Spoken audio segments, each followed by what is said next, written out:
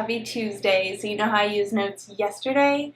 Not today. Today's scripture is from the YouVersion Bible app. You guessed it.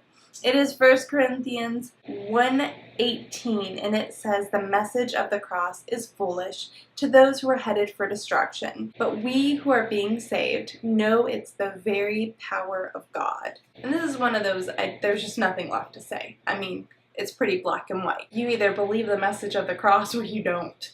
And if you do, you obviously realize that there's power behind it, or you wouldn't believe it. So yesterday, I totally missed the opportunity to do an April Fool's because I have been so tired. I'm just waiting for my little energy kick. I'm waiting to get right back into the swing of things.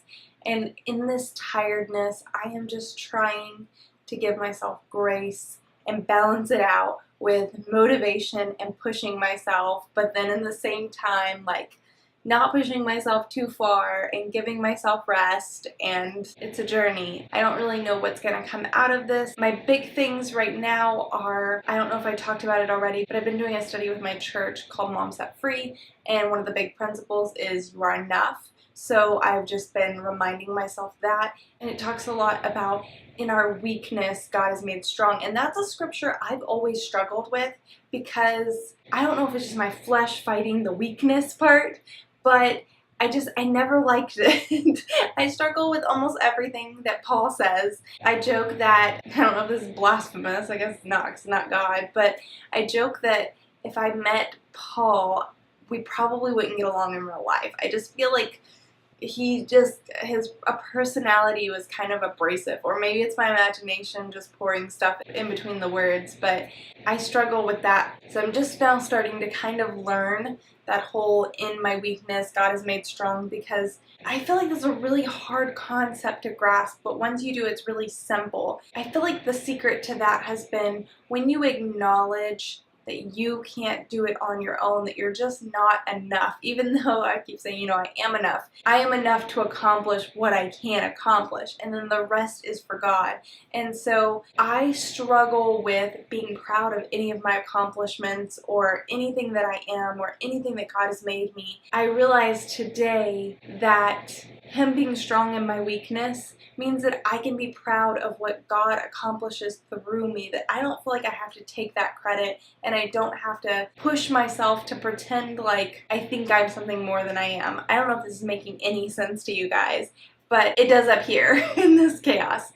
But I guess what I'm trying to say is our weakness isn't our failures. I think I've always associated that scripture where in my weakness, my failures. I don't know, there was just this confusion there of how does this fit together? It kind of like in my lack of accomplishment, like what is this? But I think that where the scripture is going is in your lack, where you just can't, where there's just nothing that you can do. In those situations where you've put everything in and you're like, nothing's working, I can't fix this. That's our weakness, and that's where God is made strong. So I've just come to a place of acceptance that, my weakness is not my failures. My weakness is just where I can't go anymore, and that's where God meets me. That is where my strength is drawn from. He is strong in my weakness.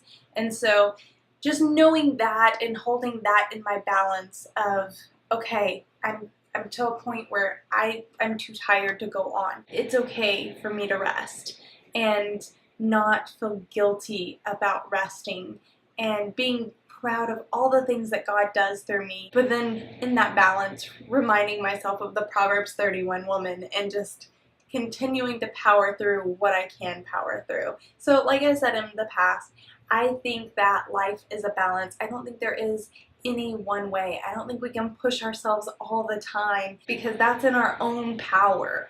And so I guess I am learning this in stages. God is giving me the balance that I so desire in life. He's like, okay, here's your first step, go, go, go, rah, rah, rah, you got this.